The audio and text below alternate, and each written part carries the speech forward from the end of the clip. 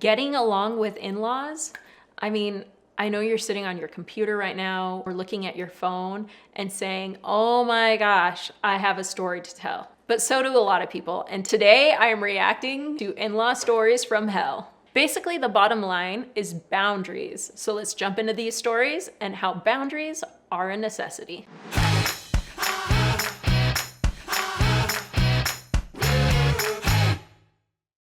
Okay, so my producers are having me read and react to some truly awful mother-in-law stories. So here we go. It's gonna be fun. Let's see what happens.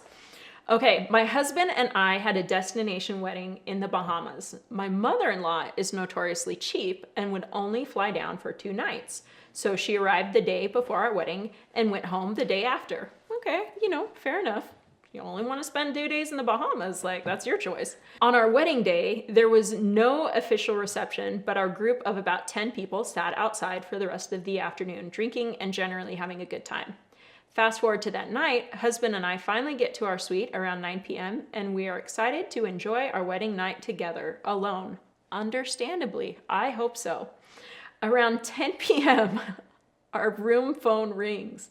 It's my mother-in-law demanding that my brand new husband come down to the lobby and watch a fire-eating performance or something with his mom because I'm leaving tomorrow and I think it's very selfish of you not to spend time with me tonight.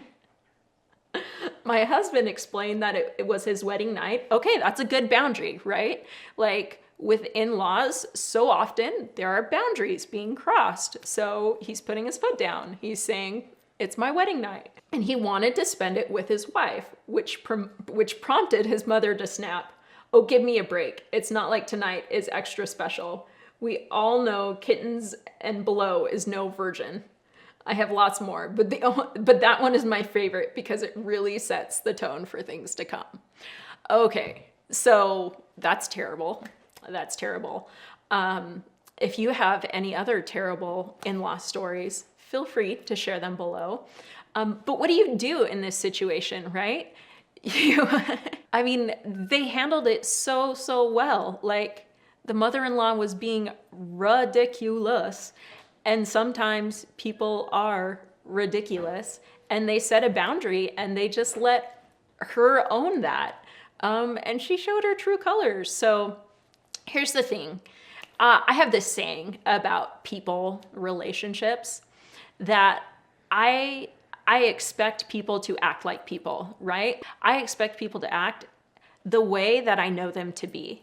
And you spend enough time with someone and you have a pretty good feel for who they are and what their priorities are. And so just expect this mother-in-law to show up this way and have appropriate boundaries and let her own her ridiculous behavior. Because the thing is, her behavior is a reflection on her. It's not a reflection on the son or the daughter-in-law. There's no reason to take ownership for someone else's ridiculous behavior. Okay, so our next mother-in-law story. This is from mabelandmoxie.com. So I was scheduled for my annual gynecologist appointment. We can tell this is already going to be good. My gynecologist is a male, as I'm not comfortable with another female examining my private parts. Cool, everybody has their preferences. He's an amazing doctor, and my old-fashioned mother-in-law doesn't understand it. All she cares for is the fact that he's a man who definitely must be a pervert to choose such a profession. Okay, it's pretty strong opinions there. She has tried to set me up with her female gynecologist, and I was very firm. Absolutely not. This morning, I arrive at the clinic only to find out I'm not scheduled. I was unpleasantly surprised and started to question the desk person, telling them that I called and scheduled my appointment months ago. They explained to me that I had called yesterday and canceled my appointment. Oh my gosh. It turns out it was my mother-in-law who called, pretended to be me, and canceled my appointment. That's hilarious. I mean, like, not in the moment, but after, that's hilarious.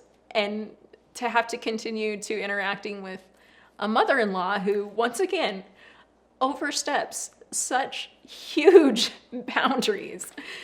That's funny. That is really, really funny and sad. Okay, so once again, the boundary conversation, right?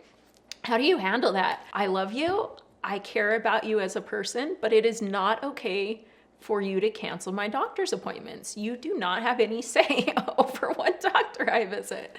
And holding those boundaries and letting them know what they are. So here's the thing about relationship. It requires trust, right?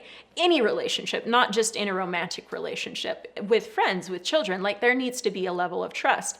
And that was a huge misstep of trust. Like trust was definitely broken there. There was no respect for autonomy. There was no respect for privacy. There was no recognition that they were an adult and could run their own lives and choose who their doctors are.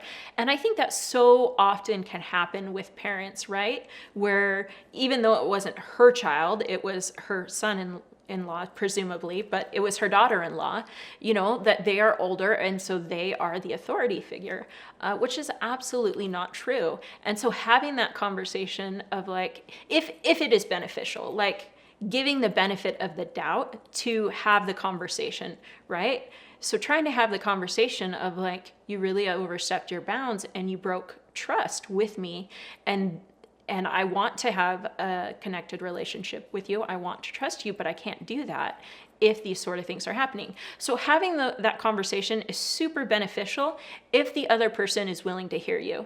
Now, I absolutely have people in my life that I have tried to have those conversations with, and they're not willing to listen, right? They're not willing to be accountable. They're not willing to take ownership, and they're not willing to change their behavior.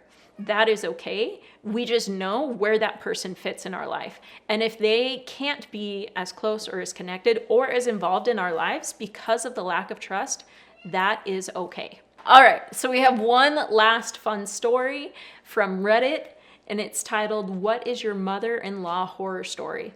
So one weekend, my daughter stayed at my mother-in-law's for an overnight. She bought my daughter a rabbit without our permission or even telling us. We show up to pick up our kiddos, and there's a giant rabbit cage with a dwarf bunny. She bought the bedding and the food, so we couldn't turn it away because we didn't have supplies. We already have 2 dogs and very little room for a rabbit cage. But my kid was ecstatic, of course. My husband is allergic. That's a fail. And my mother-in-law knows this. So what do you do? Okay, so I know what I would do in that situation, right? And here's the thing about in-laws. Like, we're all different people. We all have different life experiences. We all have different personalities and things that we value. And so those values show up in different ways. And then, of course, there's people of all types that lack boundaries and only care about themselves and only see the world from their perspective, right? But we're mixing this all together and we're trying to be one big happy family. So I've had my own share of in-law adventures, right? I've had 3 sets of in-laws. So I've had my own share. And there has been times when I have found something upsetting or frustrating or things like that with in-laws. And it's patterns of behavior. They go on and on and on, and they repeat, and it never ends. I'm the type of person that is very much so someone that will address things just head on, right? And here's what I came to realize in one in-law situation was that it was my husband's family, and they had their own family culture, and that if something needed to be addressed, that he was really the one that needed to address it. In that situation, it wasn't my place. Like, he needed to decide if he was going to confront it, which is not really his family culture's MO, right? Which he eventually did, but it took him years and years and years. So in this situation, I would totally go back to hey, this is your mom and you need to deal with this. I mean, there's a lot of questions here. It sounds very passive aggressive. I mean, it's a passive aggressive thing to do anyways, but knowing that her son's allergic, and everything, like, it sounds super passive aggressive. But I would let my husband deal with it, but I would also be very firm. in what is communicated, in that, oh, we're so glad you bought this lovely pet for our daughter, and she will be happy to play with it when she comes and visits you, because we can't make a commitment to another living being in our house right now. And the amount of discomfort that it would cause in our family with your son being allergic to the pet, it's just not something we can do. And just once again, draw that very firm boundary. But in this situation, I would totally let the son handle it. And regardless of what the intentions were of the mother-in-law, that can totally be done from a place of peace and power and calm, even if you know that there was malintent. And I don't know if there was, but it kind of seems like there had to at least be some. That, or a very, very clueless person. Okay, so speaking of boundaries, I got the next video for you. What boundaries should you have in a relationship? Check it out. I know you'll love it. As always, thank you for hanging out with me, and remember to keep shining. We need your light. There's those boundaries we were talking about. You know you want to watch it. It will make your life better.